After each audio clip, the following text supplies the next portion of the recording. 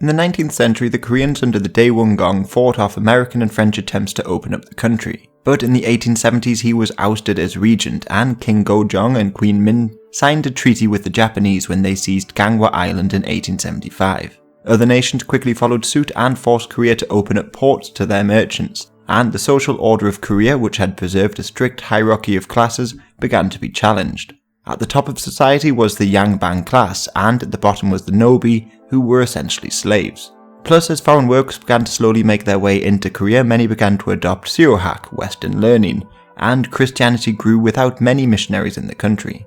Furthermore, in 1877 a scholar was sent to study Japanese modernization efforts, and again in 1881 another mission led to the publication of the Korean Strategy. This highlighted many problems facing Korea, notably a strong Russian neighbour, and proposed alliances with Japan and the USA as a solution. Queen Min was receptive to this, but many were angered at the prospect of breaking their old alliance with China. But Queen Min was in fact a keen reformer and created new bureaus to deal with the foreigners and oversee the modernization of the military. So in September 1881 some plotted to oust the king and queen and replace them with the illegitimate son of the Daewoo-gong, but this plot was uncovered.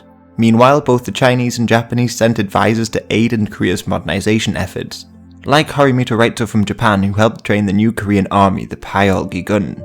However, in 1882 many soldiers went without their pay of rice, and the royals tasked Min Gyem-ho with making sure that they were paid. But he sold the good rice and bought poor rice mixed with sand, and when this inedible rice was given to the soldiers, they mutinied in 1882. After storming the House of Min, they released political prisoners, stormed an armory, and then turned on the Japanese. Poor people, conservatives, and many people angered at foreign influence joined them as they stormed Horimoto's house and killed him. Another group surrounded the Japanese legation, but the Japanese minister to Korea, Hanabusha, ordered all the books inside to be burnt.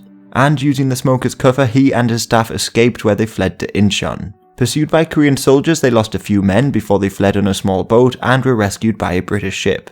However, Min, who had given the soldiers the inedible rice, had been hiding in the royal palace in Seoul. So the rioters forced their way in and began to kill many high-ranking officials. This included many of the reformers, and they even tried to kill Queen Min for her reform attempts and alleged corruption, but she escaped dressed as an ordinary lady. The Daewoo-gong took control in the chaos, and the Chinese, on hearing of the riots, sent a few thousand men to Seoul. They restored order to the city, but had the Daewoo-gong arrested for stirring up the rebellion and shipped to China.